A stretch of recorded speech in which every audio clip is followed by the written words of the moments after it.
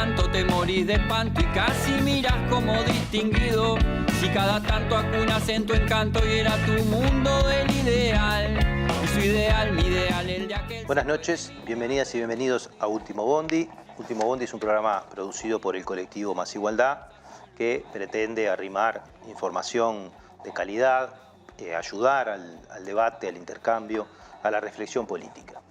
En esta segunda época queremos comentarles de que queremos mejorar el diálogo con quienes nos vienen siguiendo y acompañando, y por eso les pedimos que todo eso que comenzó el año pasado de interactuar, ya sea para plantear demandas posibles de temas o perspectivas distintas para abordar algunos de los que venimos abordando, nos los hagan llegar a partir de nuestras redes sociales, de nuestra página masigualdad.org.uy, para poder dialogar y mejorar ese intercambio con la comunidad de caras y caretas también, que nos permite, que nos ayuda a desarrollar este emprendimiento. Así que les pedimos que una buena idea para quienes gusten de nuestra producción es compartirla con sus amigos en sus redes, a los efectos de dar a conocer este trabajo que venimos haciendo desde el año pasado y que, bueno, para ello tenemos todas nuestras redes sociales, de Twitter, Facebook, Instagram, Telegram, para poder hacerlo. Como tema de hoy, y en continuidad, en parte de un ciclo que venimos desarrollando sobre el asunto de drogas, hoy queremos enfocarnos en esta temática, pero vinculada a las políticas públicas. En otras instancias estaremos conversando sobre otros de los asuntos, otras de los ribetes que puede tener esta temática con otros énfasis. Y para ello hoy tenemos una invitada y dos invitados que voy a pasar a presentar. Hoy nos acompaña Diego Olivera. Diego es licenciado en Trabajo Social por la Universidad de la República, fue secretario general de la Junta Nacional de Drogas 2016-2020 y presidente del Instituto de Regulación y Control del Cannabis de 2017 a 2020. Actualmente es senador suplente de la República y asesor en la bancada parlamentaria del Frente Amplio, además de participa en algunos medios de comunicación, también en algunas polémicas políticas. Ana María Echeverría. Ana María es psicóloga por la Universidad de la República, también es magíster en prevención y tratamiento de las drogodependencias por la Universidad de Valencia, es directora de la ONG ENCARE, integrante de la Junta Directiva de la Red Iberoamericana de ONGs que trabaja en temas de droga, RIOD, coordinadora del Nodo Sur de esta red y coordinadora de la Comisión de Género de esta red. Y también nos acompaña Marcos Bodeam, si lo pronuncié bien, ¿sí? Sí, perfecto. Sociólogo por la Universidad de la República, máster en Políticas Públicas por la ORT, catedrático de Metodología de la Investigación en la Universidad Ort, integrante del Monitor del Cannabis y también autor de varias publicaciones relacionadas con políticas de drogas, historia financiera y educación. Con ellos vamos a compartir estos minutos para, repito, hablar de drogas y políticas públicas. Y quiero arrancar con una pregunta bastante genérica, como siempre en nuestros primeros bloques, para contextualizar un poco esta idea, que no va a ser muy precisa, pero que quiere ser abarcativa. Es decir, bueno, cuando hablamos de este tema, de drogas y políticas públicas, ¿qué aspectos, ¿no?, hay para destacar? En general vemos estas cosas presentadas en el espacio público como problemas de consumo de sustancias, como problemas de microtráfico y algunas cosas más, pero esto involucra un montón de áreas, tiene un montón de ribetes y un montón de puntas a las que hay que atender. Entonces, queremos ver qué aspectos hay que destacar dentro de la temática y cómo se vinculan algunos de ellos, ¿no? Sin tener pretensiones de que sea totalmente exhaustivo, pero por lo menos para dejar algunas pinceladas para entender mejor lo que vamos a conversar después. No sé qué quiere arrancar. Yo empiezo. En general muchas veces se habla del problema de las drogas y a mí me hace mucha gracia porque las drogas no tienen problemas. En realidad, ¿no? Los problemas los tenemos las personas y las sociedades, los colectivos. Muy cierto. Entonces, pensar la temática de las drogas es pensarla en ese contexto de problemáticas muy amplias y muy abarcativas que se vinculan tanto desde el lugar de las causas como también a veces como consecuencias al tema del consumo. Por ejemplo, si estamos pensando en situación de calle, si estamos pensando en hambre o en pobreza, o si estamos pensando en violencia, o también en cuestiones que atraviesan otros sectores de clase, otras clases sociales, cuestiones que tienen que ver, por ejemplo, con las hiperexigencias en el mercado laboral, en el desempeño, la sobreexigencia de cumplimiento de los roles de género, la tarea de cuidados, no sé, hay muchísimos temas que después se terminan vinculando a una demanda o una necesidad de consumo de drogas como sostén, como soporte, como forma de canalizar. Y esto que puede ser cuestión individual, lo vemos sobre todo a nivel de colectivos, de comunidades, ¿no? Determinadas comunidades que tienen ciertas problemáticas tienen en general también como una representación más alta de determinados consumos de determinadas sustancias, ¿no? Entonces, legales e ilegales. Legales e ilegales, claro. Entonces, pensar las políticas de drogas, pensar el tema de las drogas, las políticas de drogas, implica necesariamente pensar en forma integral, con políticas de vivienda, políticas sociales en general, políticas de vivienda, salud, educación, género y bueno, unas cuantas más. Incluso dentro de ellos de algunos sectores en particulares que tienen... Diferenciando, sí, tomando muy en cuenta los contextos en cada caso. Incluso no es lo mismo pensar Montevideo que pensar Artigas o Cerro Largo, no sé, u otros lugares del país, ¿no? Cada uno tiene particularidades en las cuales estos fenómenos se manifiestan de diversa manera, porque hay mayor desempleo, por la realidad de frontera, no sé, muchísimos. Marco. Bien, me gustaría retomar lo que dice Ana, estoy completamente de acuerdo, en el sentido de que el consumo de drogas en general es como el emergente de otros problemas que hay en las sociedades y en los colectivos.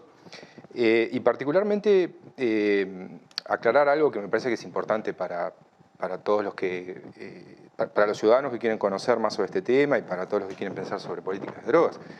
Hay muchas razones por las cuales las personas, los seres humanos, consumimos drogas, ¿sí? Que las consumimos desde hace miles de años, ¿no? O sea, hay prueba arqueológica sobre esto.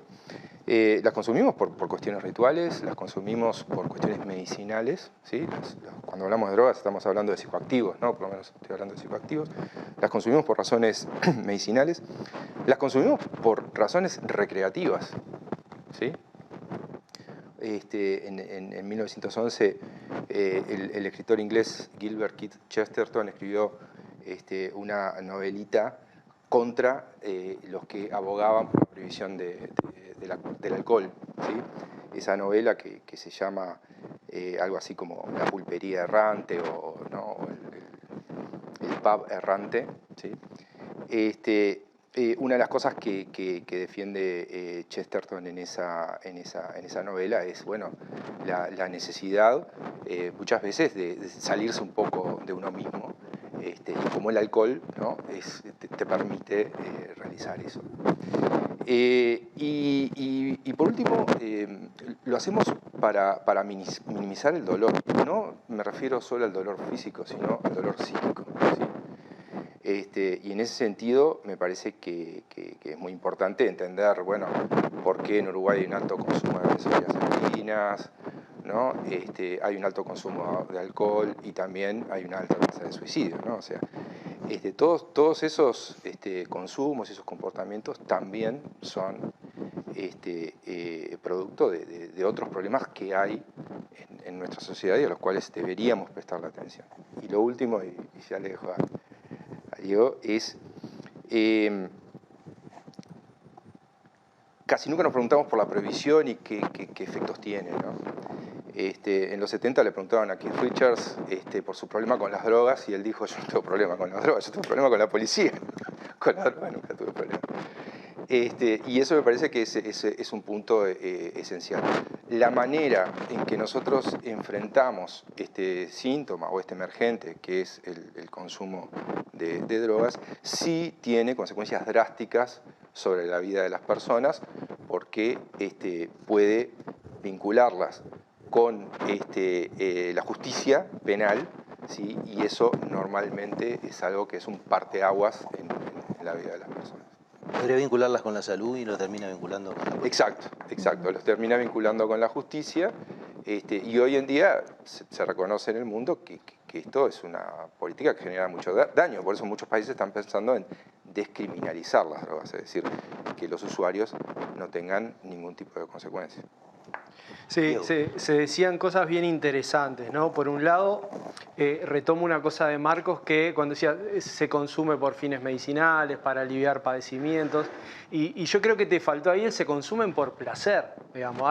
Recreativo, cuando decía recreativo, sí, por placer. Pero Claro. me parece que está bueno ponerlo en estos términos porque la búsqueda del placer, la búsqueda de sentirse bien es algo intrínseco a los seres humanos, y bueno, y eso de alguna manera las políticas de drogas sobre las que ahora voy a hacer referencia lo fueron anulando. Es decir, el consumidor de drogas es una persona que tiene un comportamiento no legítimo, no reconocido, que hay algo en lo que está haciendo que no está bien, hay algo que tiene que ser corregido, ¿sí? Y cuando uno analiza desde ciertos criterios consensuados sobre lo que es un problema de consumo de drogas, la mayoría de los usuarios coexisten, conviven con distintos consumos de drogas sin tener problemas de adicciones o problemas asociados a su salud o a la convivencia con terceras personas. Entonces, eso primero. Y lo otro, cuando Ana María decía, este concepto, este constructo que es el problema de las drogas, en torno al cual se estructura casi todo el discurso sobre políticas públicas en drogas en el mundo, oculta, digamos, que las políticas son el problema. O sea, que eso que se denomina problema es generado por las propias políticas y no tanto por el vínculo entre las personas y las drogas. Es decir, cuánto menos problemático sería el vínculo entre las personas y sus consumos de sustancias psicoactivas si no tuviéramos estas políticas. Y estas políticas son las que conocemos como la prohibición, que es una política que se empieza a erosionar, que se empieza a agujerear muy lentamente, y seguro sobre eso tendremos oportunidad de hablar, pero que fue parte de un consenso global en el siglo XX impulsado por las grandes potencias que se tradujo en 3 convenciones internacionales firmadas en el contexto de las Naciones Unidas. ¿Sí? Entonces ahí se construyeron listas de sustancias, primero con un fuerte énfasis en marihuana, cocaína y heroína, que eran como esa tríada de sustancias peligrosas, amenazantes para la sociedad, y que luego en la década del 70 sumaron los psicodélicos, el LSD, el MDMA, es decir, toda la corriente que explotó en los 60 con la revolución psicodélica, y que año a año en las comisiones de drogas de las Naciones Unidas se siguen agregando sustancias que los países levantan la mano y votan a veces cosas que ni siquiera saben qué son, pero esas listas se siguen aumentando. Entonces, a raíz de eso, lo que los países acordaron, y en aquel mundo bipolar de la Guerra Fría, el eje Rusia y el eje Estados Unidos estuvieron muy de acuerdo, era un gran consenso internacional, que los estados debían tomar acciones muy firmes, muy contundentes para que los mercados de drogas no se siguieran expandiendo. ¿Cuál fue el objetivo? Esto que decía Marcos, que los seres humanos nos vinculamos desde el origen de los tiempos con distintas sustancias psicoactivas, se interrumpiera y que era posible construir un mundo libre de drogas, que era posible erradicar las drogas. De hecho, la Convención 61 tiene medidas y se pone plazos de cuándo se podían erradicar todos los arbustos de coca, de hoja de coca. Esas son las políticas de drogas que han regido y que rigen en el mundo, a la cual se le fueron agregando cada vez medidas más duras, ¿sí? Más punitivas. Es decir, si las personas con toda esta normativa prohibicionista no se desincentivan, no deciden consumir drogas, el Estado tiene que hacer cosas del tipo represivo. Y como bien venían mencionando, el componente de represión, el componente punitivo, se fue fagocitando todas las otras posibles alternativas, por ejemplo, mercados regulados, por ejemplo, políticas robustas de salud pública, o sea, todo pasó por crear fuerzas, cuerpos, digamos, de seguridad en el Estado que se abocaran a erradicar este problema que son las propias sustancias, y el epítome de eso es la declaración que en Estados Unidos el presidente Nixon declara la guerra a las drogas, porque las drogas son el enemigo público número 1, y ahí crea la DEA.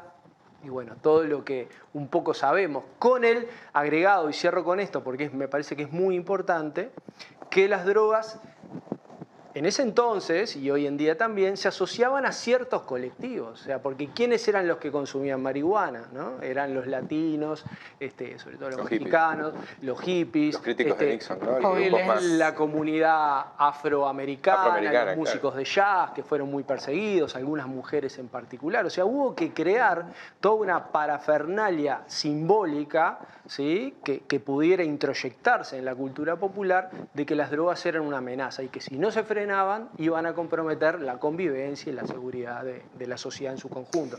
Entonces no es solo la decisión individual de si consumir o no consumir, sino que si tú consumís estás amenazando la salud y la integralidad del resto de la sociedad. Exacto. Yo comparto totalmente lo que decís, pero creo que no es el único. O sea, las políticas de drogas son un problema y son tremendo problema, sin duda, pero no solo.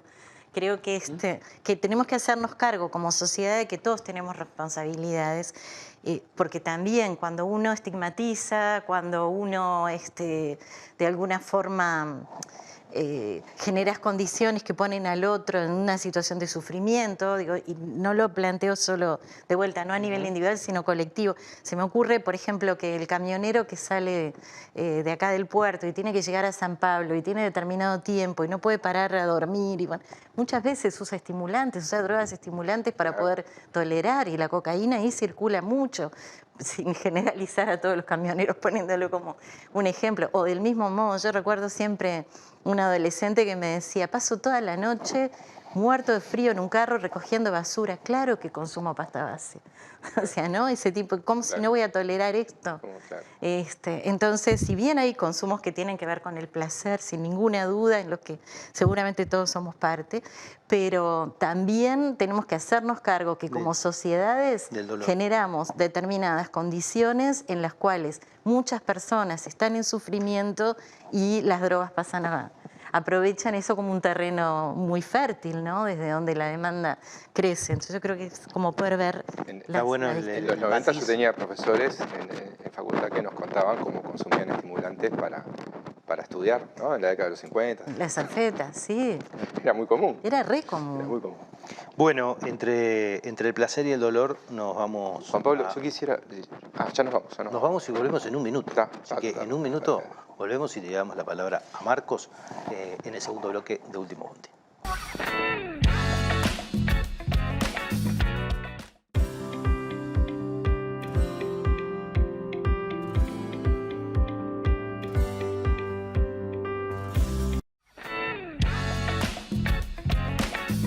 Seguimos en este segundo bloque de Último Bondi, estamos hablando de drogas y políticas públicas. Hicimos un pequeño recorrido intenso por distintos asuntos que motivan esta conversa, desde las políticas y también desde la sociedad, ¿no? Habiendo las motivaciones y los problemas vinculados al uso de sustancias psicoactivas, no sé si se dice psicoactivas, está bien, ¿no? Pero no solamente eso, sino también algunas pinceladas históricas, ¿no? De cómo las políticas nos han traído hasta acá, y arrancando porque el problema no son las drogas, sino nosotros como personas, pero también nosotros como sociedad, y las cosas que nuestra sociedad produce. Y en eso cortamos a Marcos en el bloque anterior para guardarlo para De paso, antes de darte la palabra, plantear que un poco teníamos planeado, ¿no? Para que ya enganches con eso, después de tu comentario, que dado este pequeño análisis, pequeño panorama, surge una primera inquietud que queremos contestar en este segundo bloque. ¿Qué está haciendo el mundo en este momento, en estas cosas, ¿no? ¿Qué se ha aprendido desde la historia y desde la guerra de las drogas hasta acá y el fracaso del prohibicionismo y demás cuestiones? Así que ya enroscá cuando termines tu comentario con esto. No, lo enrosco directamente. Un tema central en la discusión de drogas y del cual se habla poco. En el mundo de hoy en día estamos hablando mucho de, qué hacer después de la prohibición, ¿no? Y hay mucha conversación sobre descriminalización de drogas y sobre legalización y regulación de drogas. Esa es una gran discusión que hay hoy en día.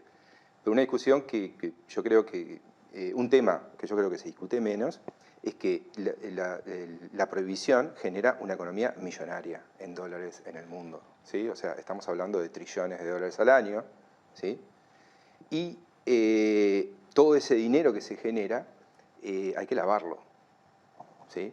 Entonces, en el mundo tenemos los países desarrollados o los países más avanzados, las economías avanzadas, sobre todo Europa y Estados Unidos, son los grandes consumidores de drogas, no son los grandes productores de drogas.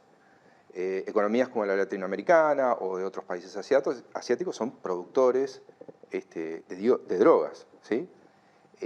Obviamente que con la prohibición los que llevamos la peor parte, es decir, los que tienen que soportar la DEA en su territorio, ¿no? Y las políticas más duras son países como Colombia, México o mismo nosotros, ¿sí? Que supuestamente siempre estamos en deuda porque somos productores, ¿sí? Pero, ¿qué pasa con el lavado? O sea, ¿quiénes hacen el lavado? ¿Sí? Y en este sentido, todo lo que tiene que ver con los paraísos fiscales y con toda esa economía que está offshore, es decir, fuera de la costa, los grandes centros financieros en Londres, en Estados Unidos, son los que están a cargo, digamos, y los que por donde pasa, ¿sí? Por toda esa economía fuera, offshore, ¿no?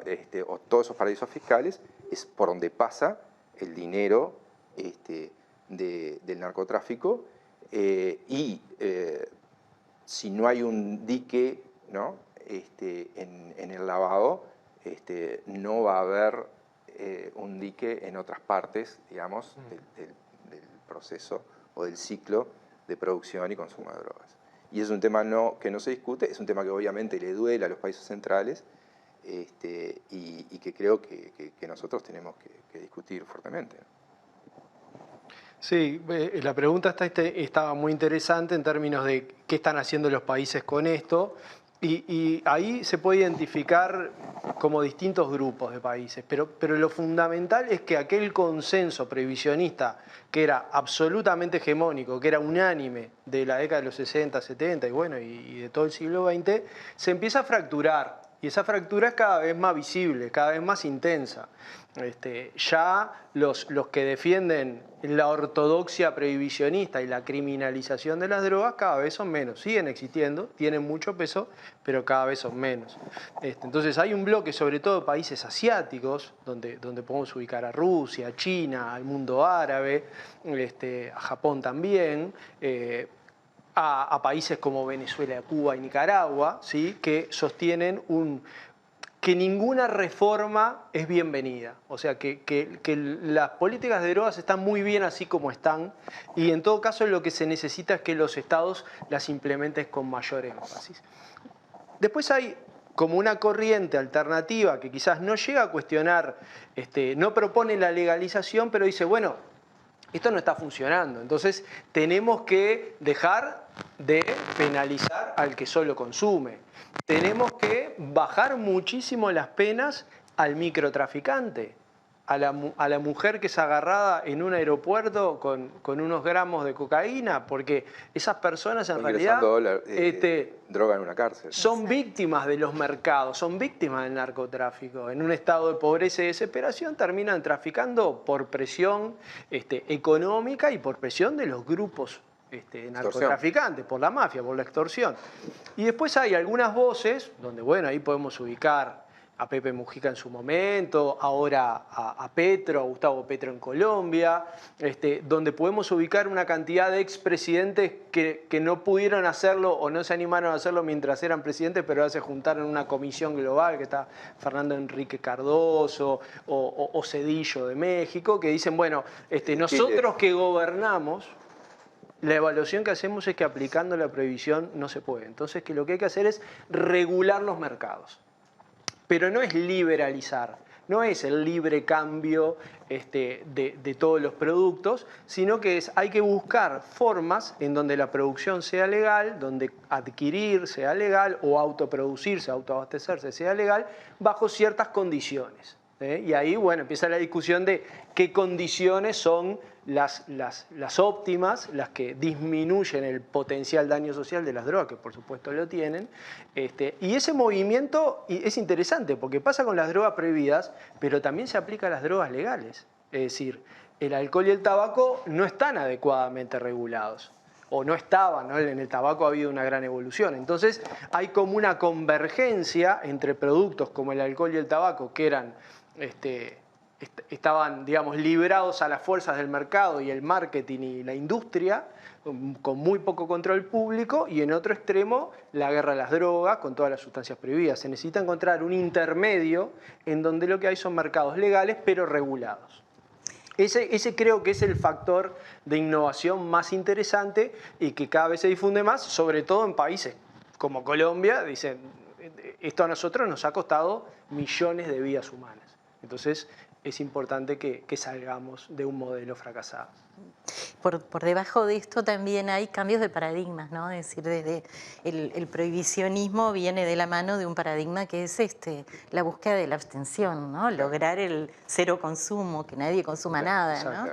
Y de ahí hay un movimiento hacia otro paradigma, que esto es algo que sobre todo se empieza a construir ya hace como 3 o 4 décadas por parte de, más que nada, de la sociedad civil y la academia. Empieza en Europa todo el paradigma de reducción de riesgos y daños, o reducción de riesgos, gestión de riesgos, reducción de daños. Ahora hablamos de gestión de placeres también. Bueno, todo un cambio de paradigma que va de alguna manera entendiendo que las personas consumen, pero que eso debe implicar también determinados cuidados, como por ejemplo, si tomás no manejes. Creo que es el ejemplo más cercano, más cotidiano que tenemos estos días sobre el tapete, ¿no? Y bueno, y en eso todavía también sigue habiendo tensión, porque si bien, sigue habiendo como muchos sectores que resisten ese discurso y ese paradigma y siguen con la expectativa o la fantasía de un consumo cero, que yo creo que a esta altura está más que demostrado que no tiene sentido aspirar a eso, ¿no? ¿Y hay experiencias a nivel mundial que podamos decir son de avanzada en esta idea de regulatoria de más mercados, como quien dice, que hayan trascendido de la marihuana hacia algunas otras drogas? ¿Hay alguien que ahora Australia ha legalizado la psilocibina, ¿no? Sí, legalizó el uso medicinal de los psicodélicos, no solo de la psilocibina, que son los hongos, digamos, para que todos nos entiendan, sino también del LSD y el éxtasis. Y el éxtasis, claro. Sí, esa es la política más novedosa y avanzada que tenés. Y una cosa importante es que la prohibición también prohíbe la investigación científica, ¿no? O sea, durante décadas se dejó de investigar en el uso médico que puede tener el cannabis, el LSD, el MDMA, el éxtasis y la psilocibina. Siempre la psilocibina, sí, perfecto. Psilocibina. Y se ha descubierto que lo tiene y para problemas como por ejemplo el estrés postraumático, que son problemas difíciles de sobrellevar para las personas, además de muchos otros. Entonces me parece que esto es importante también, tener claro que la prohibición no solamente genera daños sobre las personas que consumen, la prohibición en general se cierne sobre los eslabones más débiles, ¿sí? de la cadena de venta de tráfico de drogas, sino que también, o sea, sobre los más pobres y las mujeres, sino también que impide que el conocimiento y el uso beneficioso de estas sustancias pueda llegar a la mayoría de las personas. Sí, a ver, políticas exitosas hay muchas. Lo interesante de esta fisura, de esta brecha que se ha abierto en la prohibición, es que también el mundo académico le está dando mucha más importancia a la evaluación y a la comparación de políticas. Todo el bloque de legalización del cannabis, en donde hay políticas muy distintas también entre lo que pasa en algunos estados, en los Estados Unidos, lo que pasa en Canadá y lo que pasa en Uruguay, que somos, digamos, los más avanzados, se ha mostrado, digamos, muy efectivo a la hora de, por un lado, disminuir los mercados ilícitos, que las personas consumidoras de cannabis se sientan más seguras y menos estigmatizadas, y que, bueno, se genera una industria con distintos niveles de control que genera, que aporta en algunos casos impuestos, que crea empleos formales, digamos, que moviliza la economía transparentando algo que ya existía, pero que básicamente fluían millones de dólares hacia las economías ilegales con todo lo que eso implica. Es decir, porque una economía ilegal, por ejemplo, y esto es algo que se ha discutido bastante y de lo cual Marcos sabe muchísimo, debe manejarse entre acuerdos de partes, es decir, de grupos criminales que administran esos mercados, que obviamente saldan sus diferencias y disputan sus mercados a través de la violencia. Entonces, las políticas de cannabis han contribuido a disminuir la violencia y no han tenido efectos perniciosos en el consumo de los adolescentes, que era un poco la gran amenaza, o los contrarios a la legalización decían, bueno, pero si se legaliza el cannabis, el mensaje para las nuevas generaciones es que va a estar todo bien con el cannabis y van a volcarse a consumir masivamente, y eso no sucede. La violencia y la corrupción y la infiltración de los gobiernos por parte del narco, el riesgo de los narcoestados, o sea... Totalmente. Creo que el riesgo para la democracia, ¿no? El riesgo para la democracia. Alguien que nos escucha podrá decir, bueno, pero, ¿no? Y acá un poco abogado del diablo, pero en Uruguay los homicidios siguen creciendo y siguen siendo muy altos y sigue habiendo violencia asociada a los mercados. Sí, es cierto, pero bueno, Uruguay no ha legalizado, todas las drogas. Y acá... No ha legalizado las más redituables. Exacto, las más redituables que son las más Pues ahí planteabas una cosa que en el fondo es la rentabilidad de los negocios prohibidos, ¿no? O sea, de los negocios ilegales.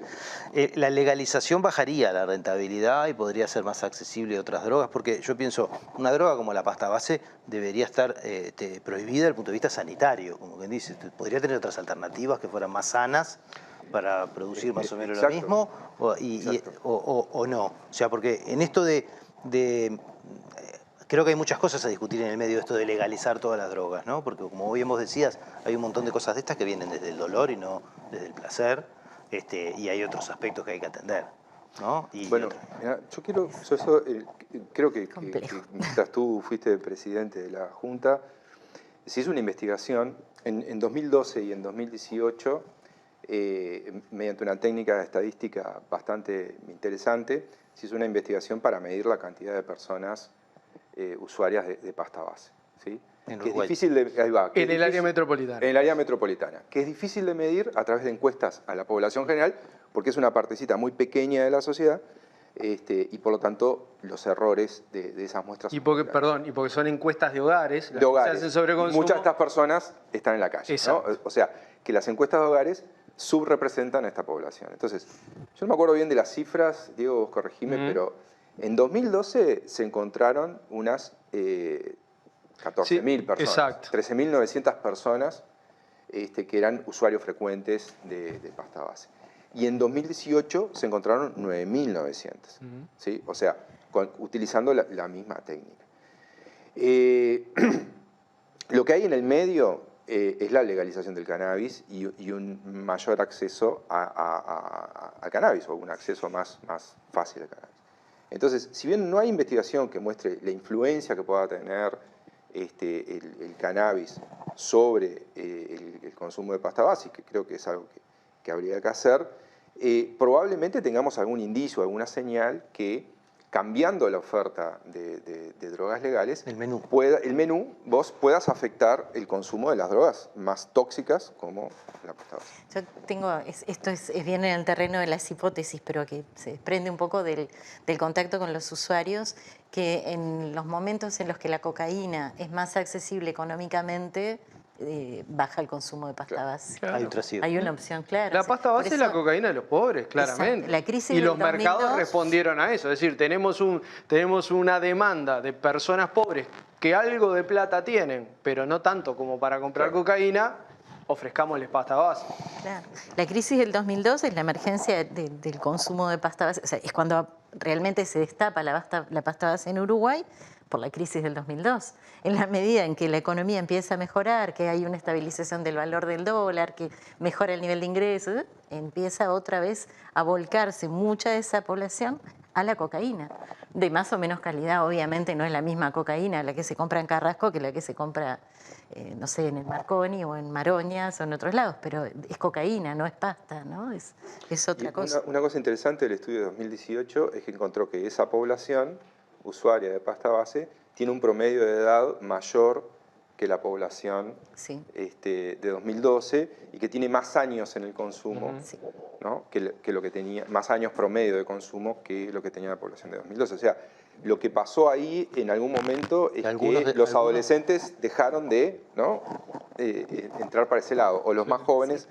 dejaron de entrar, de ir hacia el lado de la pasta base. Pero hay alguna, en esto de las políticas que han sido exitosas, algo que han hecho otros países que en Uruguay no se ha hecho, porque yo creo que ha sido un poco tabú para el sistema político, pero que en Europa se ha aplicado bastante, son las salas de consumo supervisado. Esto sobre todo asociado a la heroína y a los opiáceos, que son drogas donde si vos te pasás, digamos, te matan, ¿sí? Porque son depresores del sistema nervioso central y si consumís demasiado tu corazón deja de latir.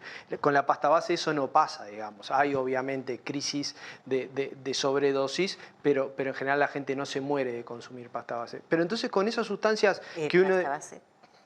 Sí, claro, digo... no muere por una dosis, ¿no? Pero claro, te daña... o sea, las autoridades en Uruguay no están encontrando gente muerta por consumo de pasta base en las esquinas, como si pasa en Estados Unidos por fentanilo, donde el consumo de fentanilo, que es un opiáceo muy potente, disminuyó la expectativa de vida en los Estados Unidos. O sea, ese nivel de mortalidad tiene para mover la aguja de un indicador que digamos, es muy estable en general.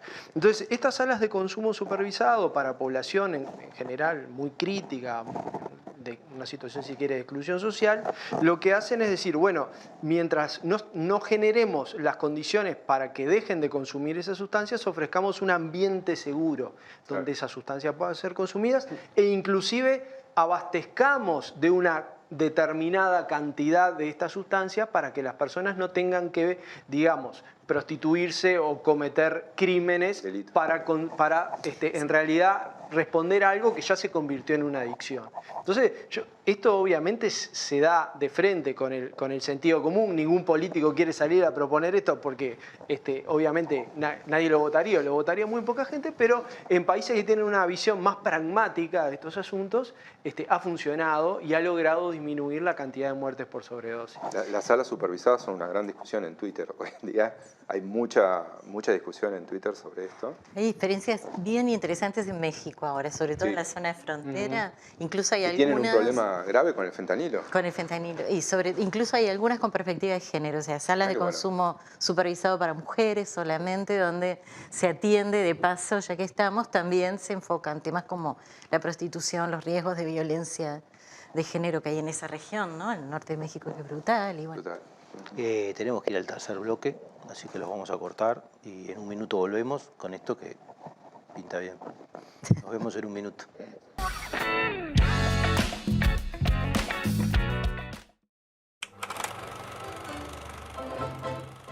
Soy suscriptor de Caras y Caretas porque necesito periodismo comprometido, independiente. Te pido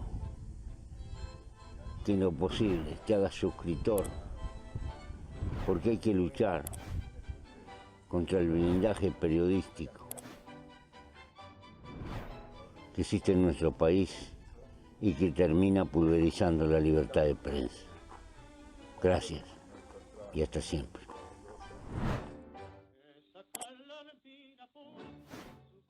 Da vuelta, ahí, tan. Es un honor formar parte de Caras y Caretas TV, donde hay lugar para todo tipo de contenido y también para el humor. ¡Sumate!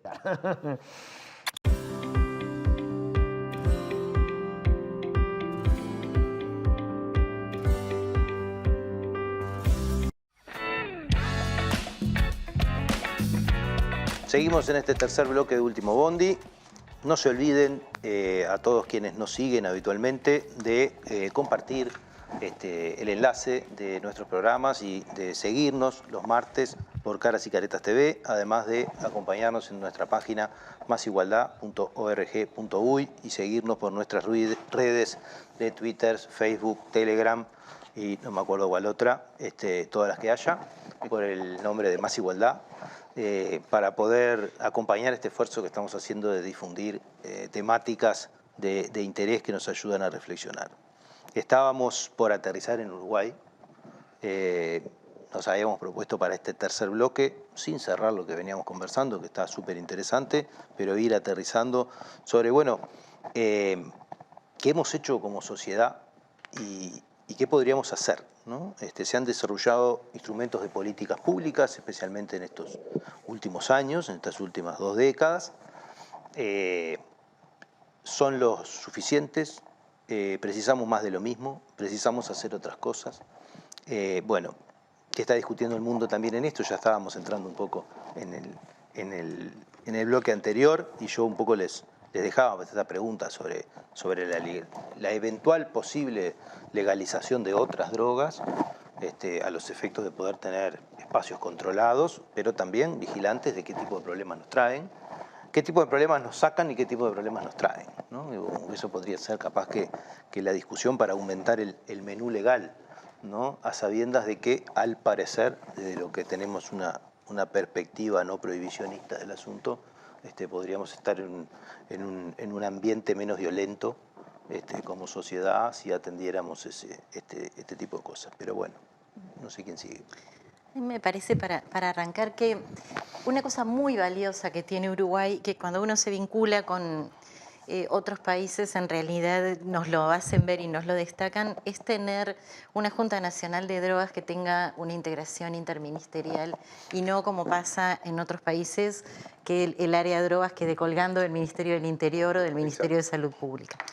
Esto, yo digo, teóricamente es sumamente positivo. Interesante eso. El tema es que en la práctica debería tener un... Suele suceder. Esto, digo que lo vivió, lo podrá decir mejor, pero debería tener un funcionamiento mucho más fluido. Y uno de los problemas que esto es también las contradicciones que hay a veces entre los abordajes. Creo que este momento se ve con claridad lo que es la postura del secretario de la Junta Nacional de Drogas y de su equipo versus lo que es el posicionamiento del Ministerio del Interior en relación al tema de drogas. No tiene nada que ver, al cannabis especialmente, pero es decir, la LUC lo que hace es aumenta las penas, terminamos con más mujeres encarceladas por mínimas dosis que llegan a una locura de años de cárcel que son equiparables de repente a los de un homicidio culposo y le llevaban 2 porros al compañero. Pasamos de 600 mujeres en prisión a más de 1000. A más de 1000, es un disparate. ¿No? Y en ese crecimiento, el peso que tiene... Madres con hijos. ¿no? El encarcelamiento de mujeres por ingresar drogas en y además con penas de 4 años. De 4 años claro. como mínimo. Claro. Y esto, y los dejo hablar también, lo otro es que veníamos, y eso me parece que es súper interesante, con una política de Estado. Veníamos desde el 2000, desde el gobierno de Valle, a la fecha, con una lógica, con una coherencia que trascendía a la presidencia de turno, ¿no? Ahora yo creo que de alguna forma, si bien desde la Secretaría de Drogas se mantiene y es un valor y es algo que hay que destacar, es un capital, un activo que Uruguay tiene, pero estas cosas como lo que son las contradicciones entre lo que es la Secretaría de Drogas, incluso yo diría también desde la presidencia por momentos, con lo que es el posicionamiento del Ministerio del Interior, el ataque a los cultivadores, a los clubes, bueno, todo esto el ensañamiento con el microtráfico, mientras sabemos que pasan los contenedores con toneladas. Récord de exportación, ¿no? De cocaína. Yo creo que lo que dice Ana es muy importante, es decir, ha habido como un quiebre, sobre todo por el lado del Ministerio del Interior, lo veo, ¿no? Como bien lo señala Ana. Hay señales distintas de presidencia, desde el secretario de presidencia, donde se ha visto, digamos, con interés todo el tema de la exportación de cannabis con uso medicinal y se ha intentado, digamos, superar los problemas que había con el Ministerio de Salud en este tema.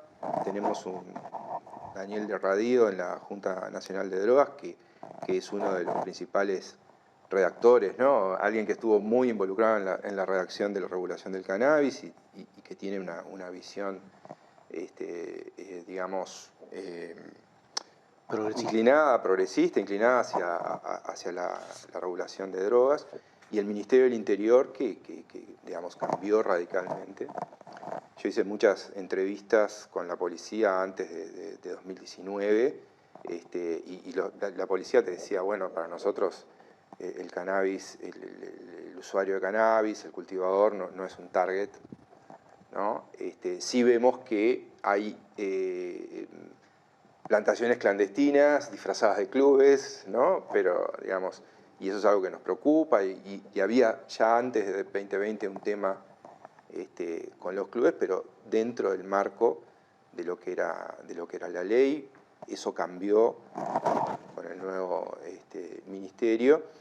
Y es un problema, es decir, no tener una política de drogas coherente es un problema, ¿no? Pues nosotros iniciamos la regulación en 2013 y tanto desde el lado del parte del Ministerio de Salud y hoy en día con el Ministerio del Interior y también con algunos partidos políticos, particularmente Cabildo Abierto, que buscan llevar la situación a antes de 2013, ¿no? Y a imponer una visión más centrada en la guerra contra las drogas. O sea, hoy en día tú puedes oír hablar a funcionarios del Ministerio del Interior de guerra contra las drogas como la madre de todas las guerras, ¿no? Cuando es un enfoque que, como veíamos, está siendo ampliamente cuestionado hoy en día y que se buscan alternativas a la guerra contra las drogas. Entonces, creo que ahí hay un tema muy preocupante. ¿Y qué plantear? Sí, ¿cómo avanzar?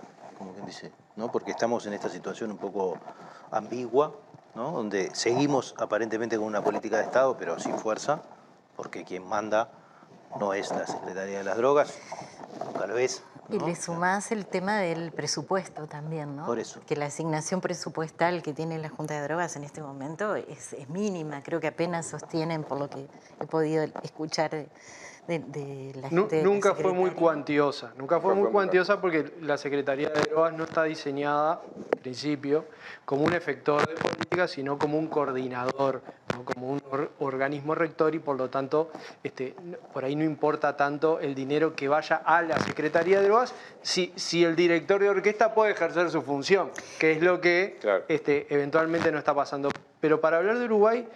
Perdón, solo para terminar esta idea. El Fondo de Bienes Decomisados, que permitía desarrollar determinados programas en tratamiento, en prevención y en estas líneas, ahora está siendo desviado también muy fuertemente hacia la represión, o sea, hacia el Ministerio del Interior. Entonces, política sin recursos no existe, ¿no? Sí. Te dejo. No, y creo que me instalaste otro tema.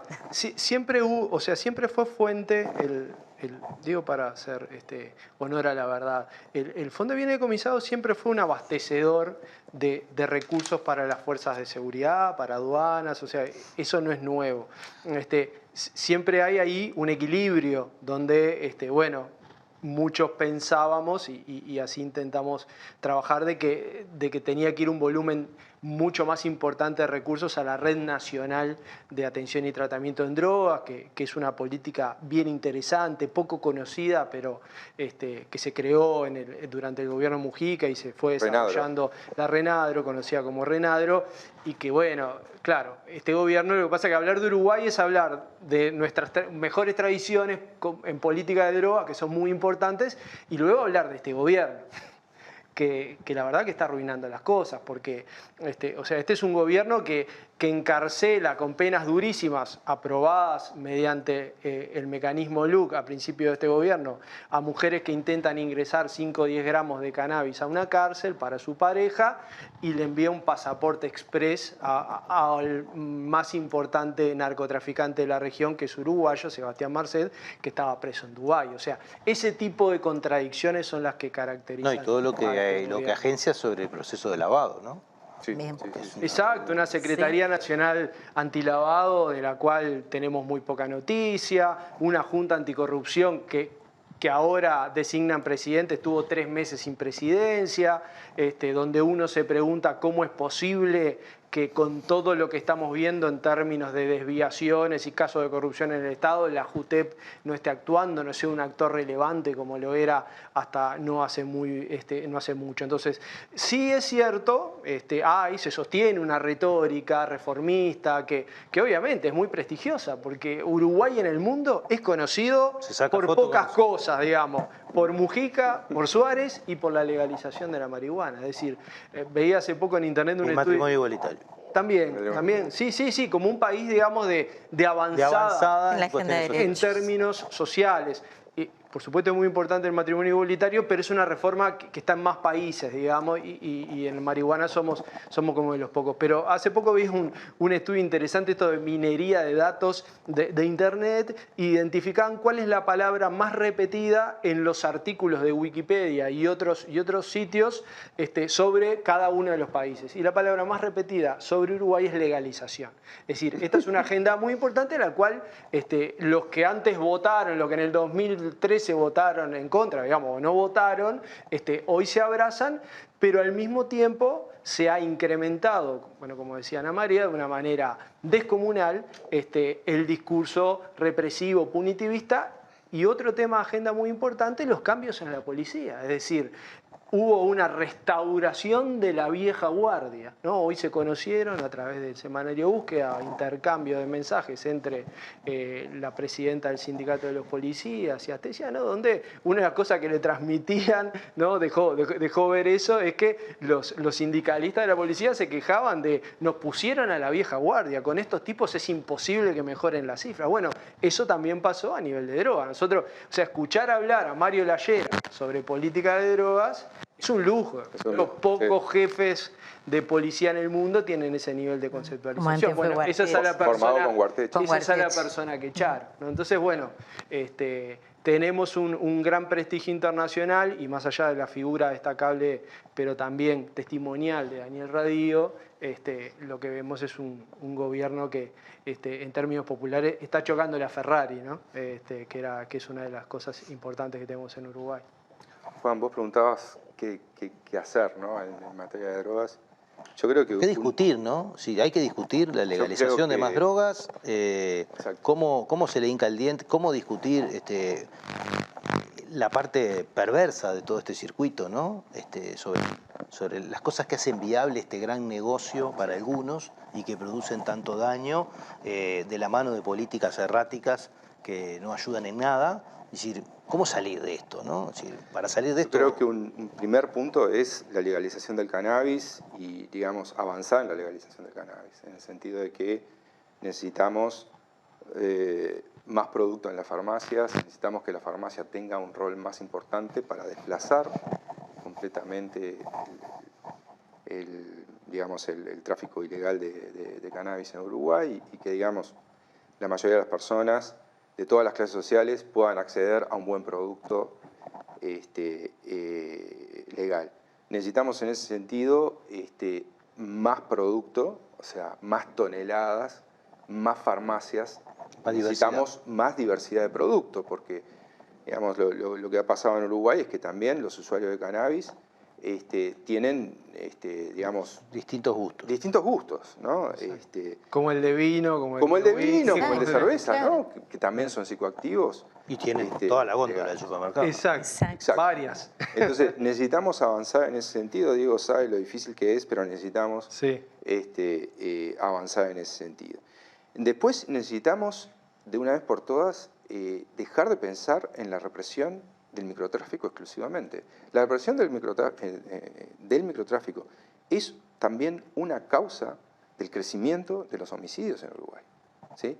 Porque nosotros en Uruguay tenemos una distribución de drogas a nivel del territorio altamente fragmentada en grupúsculos, ¿sí? En grupos pequeños, ¿sí? Y lo que hace la persecución del microtráfico es incentivar esa fragmentación, ¿sí? Entonces, tenemos que repensar la política por ahí, por ese lado no va. Por supuesto que tenemos que hacer para enfocar la política de drogas, obviamente, por un lado, mejorar lo que tiene que ver con lavado, ¿sí? Es decir, nosotros habíamos avanzado mucho y ahora tenemos un retroceso. De hecho, los que tienen que reportar operaciones sospechosas, hoy en día se reporta muy poco, porque digamos, ya no tienen obligación de reportar, porque también tenemos digamos, operaciones a revisar con un valor mucho mayor del que teníamos previamente. Entonces tenemos que avanzar porque... Transacciones en efectivo de hasta $120.000. Exacto, o sea, si vos no podés lavar el dinero, si vos tenés dificultades para lavar el dinero, ahí le estás poniendo un obstáculo importante al narcotráfico. Y también, obviamente, pensar en la legalización de otras drogas. ¿Sí? Yo diría que un objetivo, por lo menos, que deberíamos tener en cuenta es la cocaína, el MDMA, el éxtasis, ¿no? El LSD, que la cocaína no hay ejemplos, pero ya tenemos ejemplos de lo que son estas otras drogas, ¿no? Creo que hay que repensar la política y pensarla con un sentido más unitario, ¿no? O sea, no puede ser que legalicemos, tengamos al ministro de Salud en contra, al ministro del Interior en contra, no funciona así, la política no logra los efectos deseados. ¿Qué opinan? Sí, a ver, que seguro que yo cuanto más he ido trabajando este tema, más me he ido convenciendo de que sin legalización regulada, ¿sí? Con instrumentos regulatorios, el problema no se resuelve. Entonces, el camino debe ser ese. Dejar de hacer un problema penal para tener un problema sanitario, en todo caso, que sin se pueda controlar de otra manera. Sin duda, claro, claro. Y donde ofrezcamos una batería de propuestas terapéuticas o de servicios a la población en el cual Uruguay está muy mal y el mundo está muy mal. O sea, el problema de salud mental que incluye el fenómeno del consumo problemático y las adicciones, es uno de los grandes temas nacionales. Y la reforma de salud que transitó nuestro país, que es ejemplo para el mundo, en un montón de sentidos, de equidad social, de mejora de ciertos servicios, tiene un gran debe con la salud mental. ¿Sí? Hoy transita... Hay una segunda reforma pendiente. Sin duda, y que incluye la cuestión de la salud mental como uno de sus ítems principales. Vos has estudiado mucho estos temas y sabés lo difícil que es desde la política social y las políticas de asistencia y protección social, tener accesibilidad a la salud mental es prácticamente nula. Entonces esa intersección de lo sociosanitario, porque tampoco podemos esperar que con la estructura clásica de sanatorios y policlínicas se pueda llegar. Entonces esa mancomunión de servicios sociales y sanitarios es muy necesario y ahí algunos, y bueno, Ana María sabe mucho de esto y capaz que algo más quiere decir, hay experiencias chicas, testimoniales, como puede ser el Achique Casaballe, se me ocurre, o pueden ser los dispositivos aleros, que alumbran un camino que ojalá que el sistema político lo vea con mucho mayor interés. Sí, yo iba a plantear algo por ese lado también, en la línea de...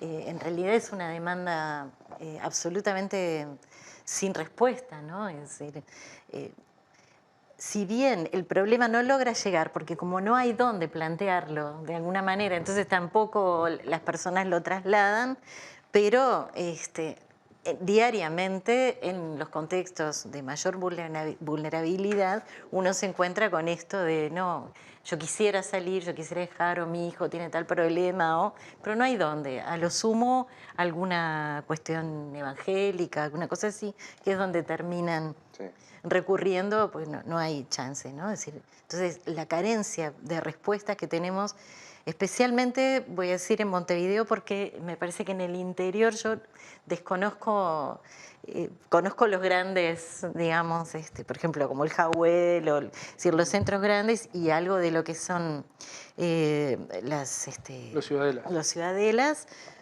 pero bueno, en Montevideo no hay acceso al el centro ciudadela, nadie llega jamás y el portal tiene una respuesta muy mínima, pero además yo creo que tenemos que tener, como decía recién Diego, una variedad de dispositivos que de alguna manera respondan a demandas que son distintas. No es lo mismo lo de una mamá, lo de un adolescente. Hay un incremento muy notable en este momento de mujeres con situaciones de consumo, se ven muchas más mujeres en calle por consumo. Necesitamos que haya dispositivos que tengan perspectiva de género, que puedan estar abordando Creció estas el consumo de mujeres en todos los psicoactivos, ¿no? Alcohol, marihuana.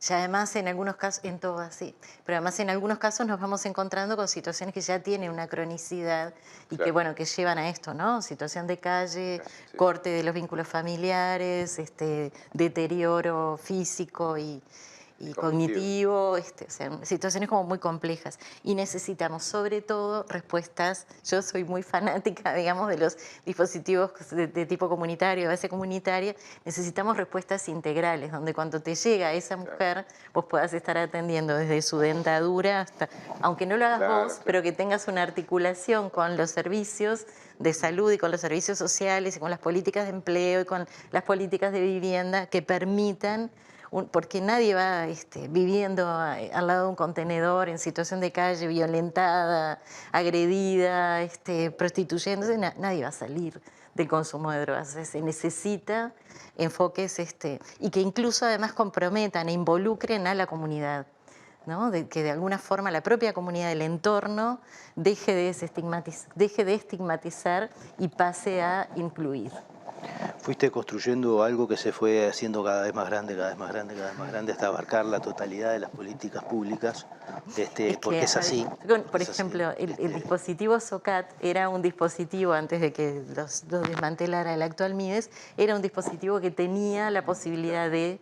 Mucha llegada en el territorio. Mucha llegada en el territorio. La punta de una madeja. Atar, claro, entonces, si vos tenías un centro de escucha, sí, un centro comunitario, y lo articulabas en estas mesas, en estas redes, era posible. Lo que pasa es que para comprender eso hay que estudiar y pensar, ¿no? Las dos cosas, y consultar y escuchar, ¿verdad? Y cuando no hay disposición a escuchar, a pensar, a estudiar, es muy difícil poder valorar lo que valen algunos dispositivos que no tienen ningún efecto inmediato, que no tienen ningún efecto visible automático, ¿verdad? Pero que sumados a otros pedacitos y a otras actitudes y a otros financiamientos, ¿no? Pueden construir una expectativa.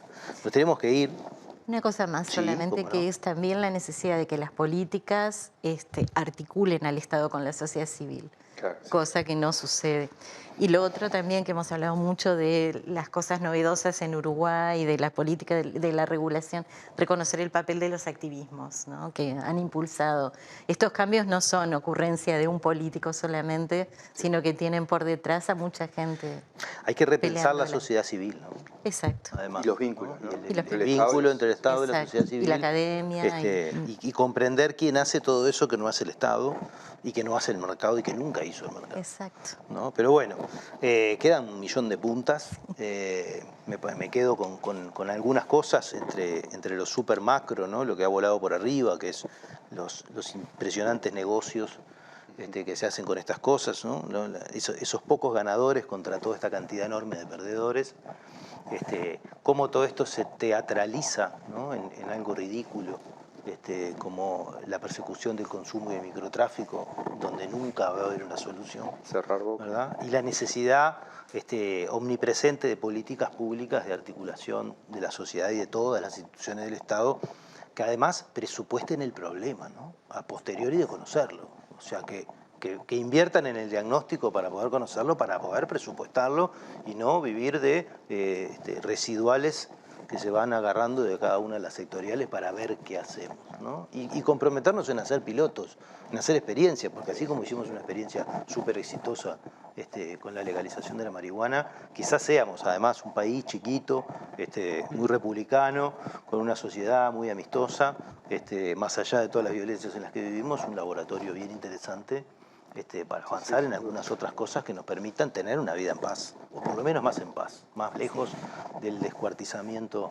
generalizado en el que estamos viviendo. Bueno, muchas gracias, realmente ha sido un gusto, y bueno, y nosotros nos veremos la próxima semana con otra propuesta de Último Bondi.